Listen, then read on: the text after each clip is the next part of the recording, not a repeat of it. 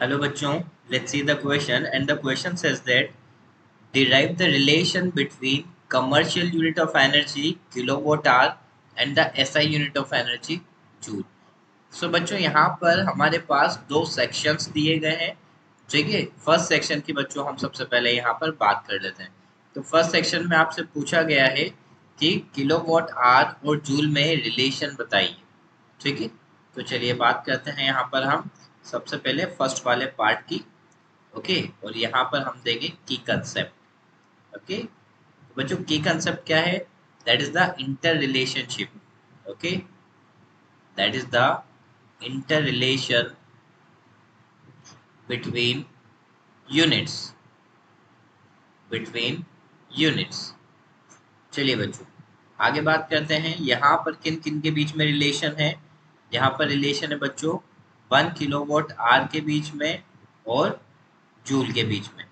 1 kilowatt our में बच्चों कितना जूल होता है आपको ये बताना है। चलिए स्टेप बाय स्टेप अपन इसको सॉल्व करना शुरू करते हैं। तो सबसे पहले तो बच्चों 1 किलोवाट, ये जो टर्म आपको दिखाई दे रही है, तो 1 किलोवाट आवर में आपके होते हैं 1000 वोट।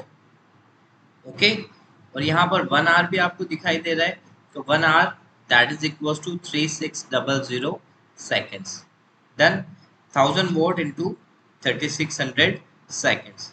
अब आपको पता है बच्चों कि 1 watt equal to 1 joule per second, यानी कि यहाँ पर मैं आपको दे देता हूँ बच्चों that 1 watt equals to joule per second। That is the another relation जो हमें यहाँ पर यूज करना है। तो मैं यहाँ पर क्या लिख सकता हूँ बच्चों 1000 joule per second into 3600 second. Okay, चलिए सेकेंड से सेकेंड कैंसिल आउट हो जाएगा। देखिए यूनिट भी यहाँ पर आपका एग्जैक्टली आ जाएगा बच्चों। तो देखिए अब आपके पास क्या बचा 10⁻³ इंटू 36 इंटू 10⁻² जूल। ओके, यानी कि 1 किलोवाट आवर में कितना जूल है 36 इंटू 10⁵ जूल।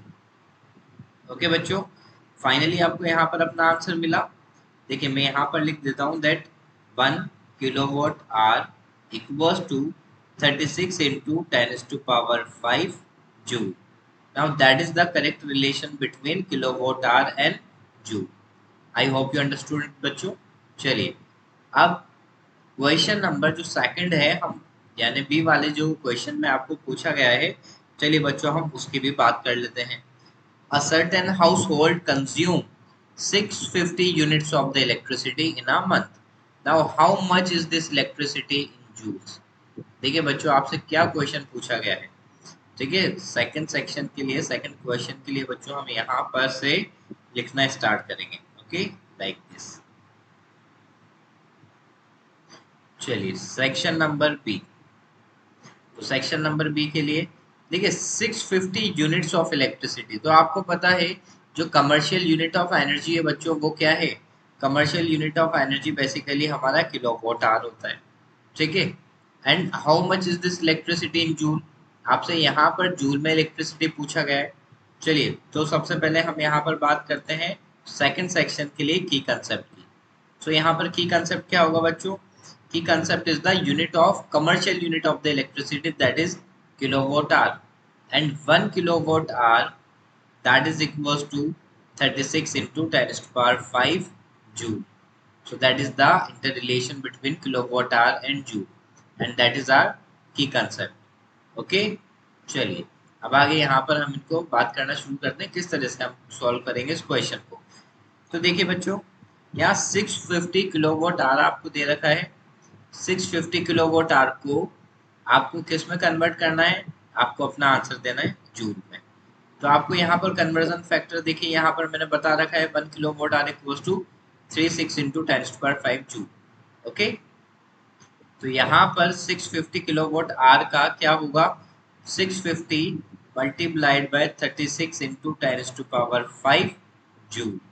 ठीक है, इसको अपन सॉल्व करेंगे तो हमें क्या मिलेगा लाइक 65 इंटू 36 इंटू 10⁶ जूल। ठीक है, जब 65 मल्टीप्लाइड बाय 36 करेंगे बच्चों तो क्या आएगा हमारे पास 2340 मल्टीप्लाइड बाय 10⁶ जूल, या फिर आप इसको किस तरह से लिख सकते हैं, that is equal to 2.34 multiplied by 10⁻⁹ joule. Okay, and that is our final answer बच्चों।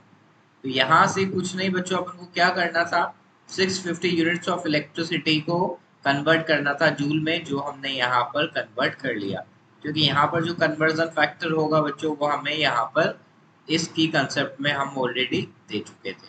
ओके बच्चों, so I hope you understood it well. Best of luck and thank you so much.